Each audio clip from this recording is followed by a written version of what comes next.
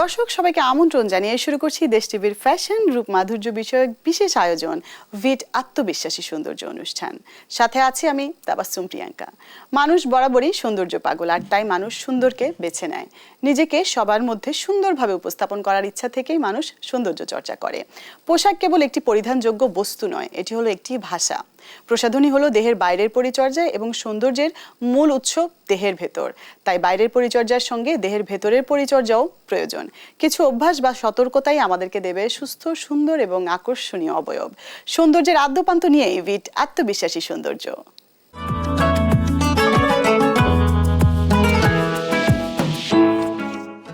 দর্শক, ভিট আত্মবিশ্বাসী সৌন্দর্য অনুষ্ঠানের এই পর্যায়ে জেনে নেব কিছু ঘরোয়া টিপস। ভিট আত্মবিশ্বাসী সৌন্দর্য অনুষ্ঠানের সঙ্গেই থাকুন।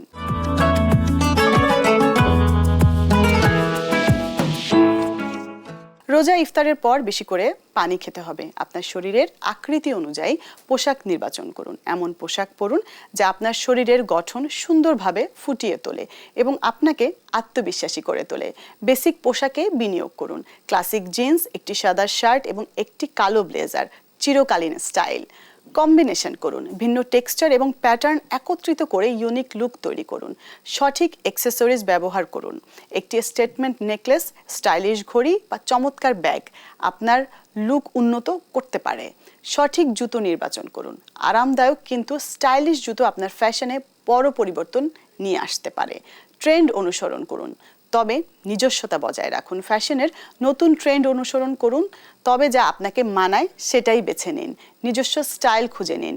মিনিমালিস্টিক, বহ বা এজি যাই হোক না কেন, আপনার নিজস্ব স্টাইল বজায় রাখুন। আত্মবিশ্বাসী হতে হবে। সর্বোত্তম ফ্যাশন স্টেটমেন্ট হলো আপনার আত্মবিশ্বাস।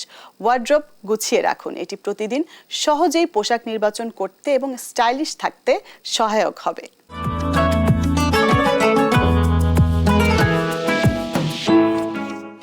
দর্শক, ভিট আত্মবিশ্বাসী সৌন্দর্য অনুষ্ঠানের এই পর্যায়ে আমরা শুনবো একজন এক্সপার্টের কিছু কথা। আমরা সাধারণত বছরে 11 মাস একটা সেম ধরনের খাদ্যাভ্যাসের মধ্যে থাকি। রমজান মাসে এসে সেটা কিছুটা পরিবর্তন হয়। রোজার মাসে আসলে খাওয়ার দুটি বিষয়, একটি হচ্ছে আমাদের ইফতার আর একটি হচ্ছে সেহরি। ইফতারে সাধারণত আমরা খুব বেশি ভাজা পোড়া জাতীয় খাবারগুলো খেতে পছন্দ করি। সারাদিন না খেয়ে থাকার পর এই ধরনের খাবারগুলোর প্রতি আসলে এক ধরনের ক্রেভিং আসে। ইফতারের খাবারের ক্ষেত্রে আমাদেরকে আসলে যেটা মাথায় রাখতে হবে, সারাদিন রোজা রেখে সিয়াম সাধনের পর প্রথম যে জিনিসটা আমাদের সবচেয়ে গুরুত্বপূর্ণ সেটা হচ্ছে হাইড্রেশন। তার মানে হচ্ছে শরীরে পানির যে পরিমাণটা। তো ইফতার আমরা যেটাই করি না কেন পানিটা ঠিকঠাক মতো খেতে হবে। সাথে আমরা শরবত খেতে পারি, যে কোনো ফলের শরবত, লেবুর শরবত, এই জাতীয় খাবারগুলো ঠিক মতো খেতে হবে। ভাজা পোড়ার যে আইটেমগুলো থাকে, যেটা আসলে সাধারণত ইফতার হিসেবে আমরা খেয়ে থাকি, ওগুলো যতটুকু কম খেয়ে পারা যায়, সহজে হজম হয় এই জাতীয় খাবারগুলো খেলে সেটা শরীরের জন্য ভালো। সারাদিন না খেয়ে যদি আমরা ভাজা পোড়া অনেক বেশি খাই সেটা শরীরের জন্য ক্ষতিকর। সাথে সাথে ওষুধের কিছু বিষয় আছে। যারা রেগুলার ওষুধগুলো খান, যেমন হৃদরোগের কেউ যদি থাকেন, ডায়াবেটিস যাদের আছে, উচ্চ রক্তচাপ আছে, তাদের সবাইকে ওষুধের বিষয়টা মাথায় রাখতে হবে। ইফতারের সাথে সাথে তাদের দিনের ওষুধটা খেয়ে ফেলতে হবে। প্রচুর পানি খেতে হবে এবং সহজে হজম হয় এই জাতীয় খাবারগুলো খেতে হবে। সাথে আমরা বিভিন্ন রকম ফ্রুটস, সিজনাল যে ফ্রুটসগুলো আছে ওগুলো খেতে পারি। আর সেহরির যে বিষয়টা, সেহরিতে সহজে হজম হয় এই জাতীয় খাবারগুলো খাওয়াই ভালো। অতিরিক্ত তেল মশলা জাতীয় খাবার না খাওয়াই সেহরির জন্য উত্তম। এই ক্ষেত্রে মাছ, মাংস, প্রোটিন সহজে হজম হয়, ভাত, ডাল এই জাতীয় খাবারগুলো আমরা সিলেক্ট করতে পারি। আর আমাদের নিয়মিত কিছু বদভ্যাস থাকে, যেমন ধূমপান।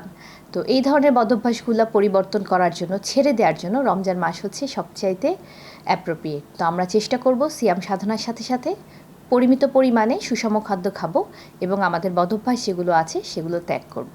ধন্যবাদ।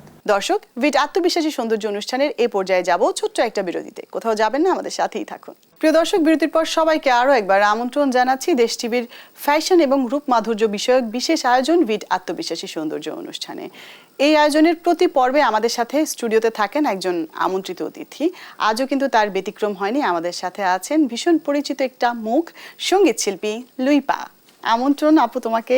অনেক কেমন আছো? ধন্যবাদ। আমি ভালো আছি। আপু তুমি কেমন আছো? আমিও ভালো আছি। আজকে তোমাকে পেয়ে মনে হচ্ছে যে সৌন্দর্যের সব রহস্য জেনে নিব। এত সুন্দর একটা মানুষ কিভাবে থাকে। প্রথম যে প্রশ্নটা একদম কমন একটা প্রশ্ন, আমাদের সব অতিথির কাছেই এটা আমাদের জানতে চাওয়া। তোমার কাছে, ব্যক্তি লুইপার কাছে সৌন্দর্যের সংজ্ঞাটা কি? আমার কাছে সৌন্দর্যের সংজ্ঞাটা আসলে আজকের অনুষ্ঠানের ট্যাগলাইনের সাথেই মিলে যায়। এখানে বলা হয়েছে আত্মবিশ্বাসী সৌন্দর্য। আমার কাছেও মনে হয় যে মানুষের ফেসিয়াল বিউটির চেয়ে ইনার যে বিউটিটা আছে, ওই বিউটিটা যদি আমি সবার মধ্যে স্প্রেড করে দিতে পারি, ওইটাই আমার কাছে বিউটি লাগে, ওইটাই বিউটিফুল আমার কাছে। ওকে, আমরা তো ইনার বিউটির কথা শুনলাম, যে আত্মবিশ্বাস বা ভালো লাগাটা, ভালো মানসিকতাটা ছড়িয়ে দেওয়াটা।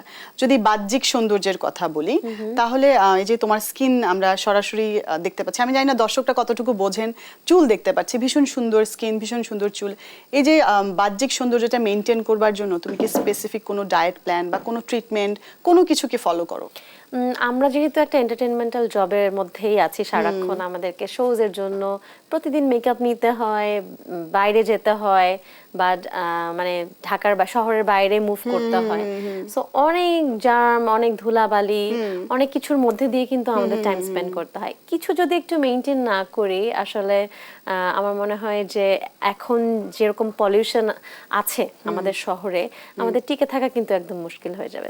সো ওইটার জন্য আমি টুকটাক, যেটা একদম না করলেই না, সেটা কি আমরা সেই যদি একটু জিনিসগুলো আমি শুনি? একটু মেনটেন করি। একটা জিনিস আমি করে থাকি, সেটা হচ্ছে কি, আমার কাছে মানে বাহ্যিক সৌন্দর্যের ব্যাপারটা যখন আসে, তখন আমার কাছে মনে হয় যে ফ্রেশনেসটা হচ্ছে একটা সৌন্দর্যের অংশ।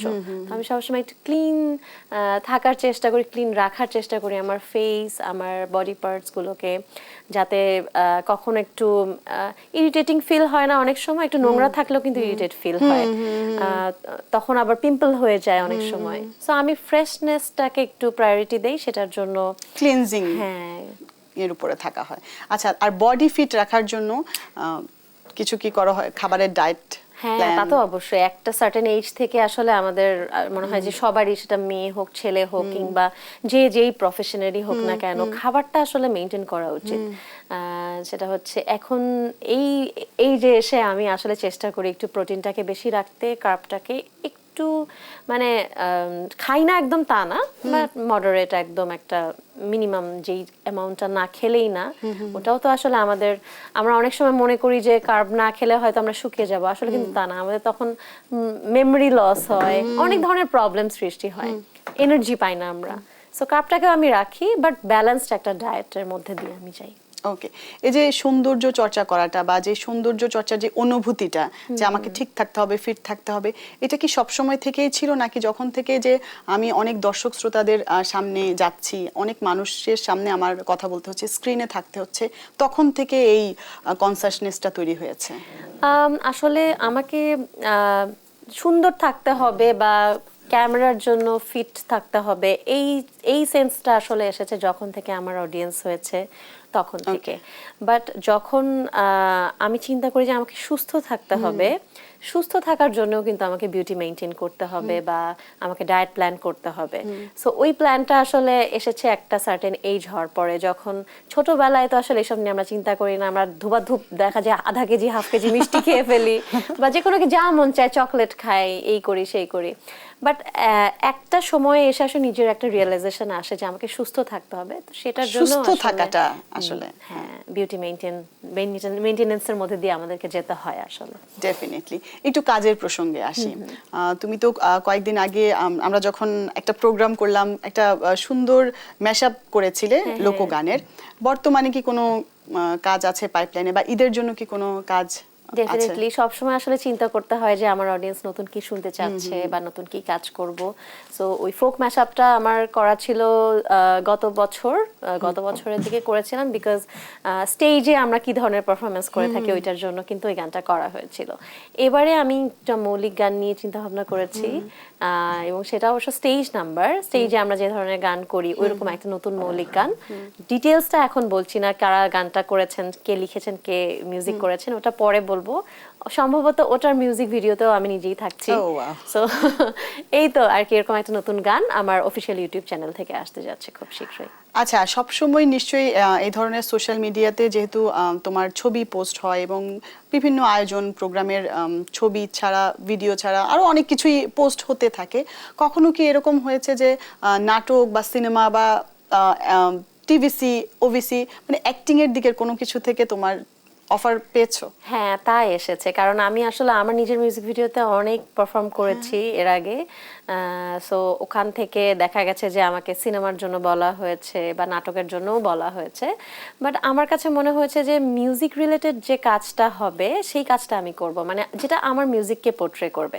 আমি আমার মিউজিক ভিডিওতে থেকেছি বিকজ আমার কাছে মনে হয়েছে যে আমার গানটাকে হয়তো বা আমি যেভাবে পোর্ট্রে করতে পারবো, অন্য কেউ হয়তো বা করবে তাদের মতো করে করবে, বাট সেখানে আমার কোনো সেই ইমোশনটা যুক্ত হবে না, হ্যাঁ, পার্সোনাটা থাকবে না আসলে। সো ওই আমার পার্সোনার অ্যারোমাটা রাখার জন্য আসলে আমি কাজটা করেছি।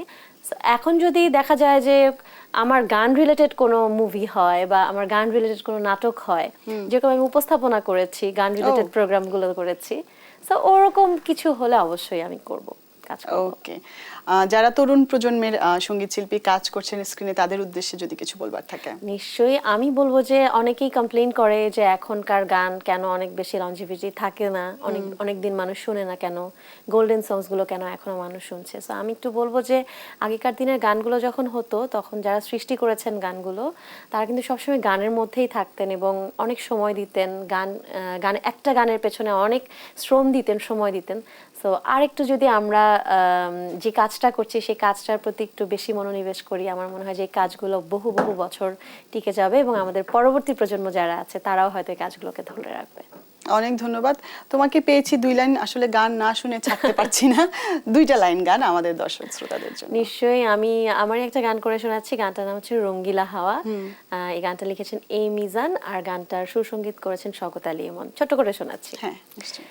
তোমার নরম নরম কথায় প্রাণের ব্যথা চলে যায়, রঙিন চোখের নকশাতে এই মনটা যে হারায়, প্রেম মাখার দূরে অন্তরে অন্তরে মন পাখিটা উড়াল দিতে চায়, ময়না ছলাৎ ছলাৎ, ময়না ছলাৎ ছলাৎ করে মনে রঙ্গিলা হাওয়ায়, ময়না ছলাৎ ছলাৎ করে মনে রঙ্গিলা হাওয়ায়।